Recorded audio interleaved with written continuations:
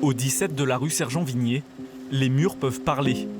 Il n'y a pas encore d'impact de balles sur la façade lorsque le 21 mars 2012, il est décidé d'interpeller Mohamed Merah chez lui. Avec son frère Abdelkader, ils sont les deux principaux suspects des attentats de Toulouse et Montauban. Le jeune homme de 23 ans a été confondu par une adresse IP et des témoignages autour du vol d'un scooter, celui qui a servi lors des attaques. Vers 3 h du matin, le dispositif se met en place. La surveillance se rapproche du domicile. Les hommes du raid, notamment les snipers, se mettent sur des points hauts prédéterminés à l'avance et la colonne avance. C'est une rue très calme, aucun bruit, et d'un seul coup, vous avez une explosion de bruit, une animation sonore à vous glacer le sang.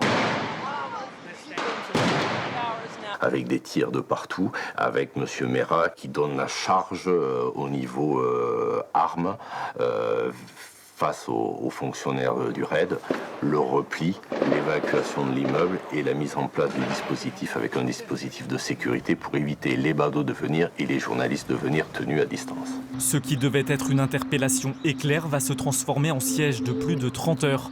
Merah est retranché dans son appartement, il résiste. Via talkie-walkie, les négociations débutent. Il reconnaît les faits, envisage même de se rendre. Il n'en sera finalement rien, il veut mourir les armes à la main. De là, le raid décide de mener d'autres assauts avec le lancement de grenades pour essayer d'ouvrir tout ce qui est volet métallique, mais aussi assourdissante pour déstabiliser l'individu, déstabiliser la personne à neutraliser et préparer l'assaut du lendemain matin.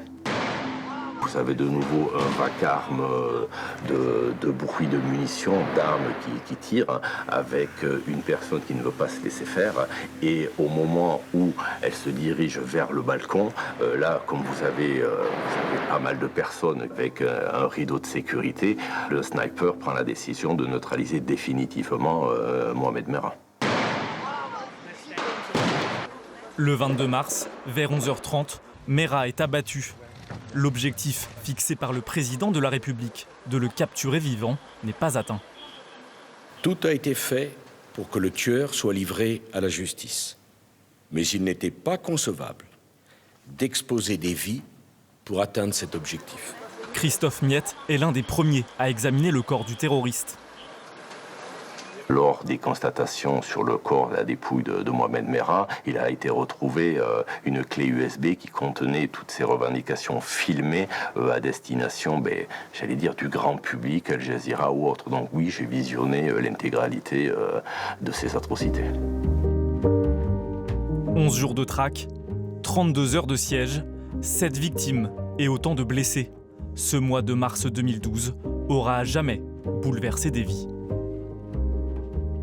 C'est à la fois très long et très court. C'est très long. On a tous été choqués et meurtris dans nos chairs de ces événements horribles. Et c'est à la fois très rapide dans le temps judiciaire. Donc ça fait partie du paysage qu'ont connu les Toulousains. C'est inscrit, c'est à la fois court, c'est un bref événement, mais qui a été vécu de façon très longue et très douloureuse par la France entière.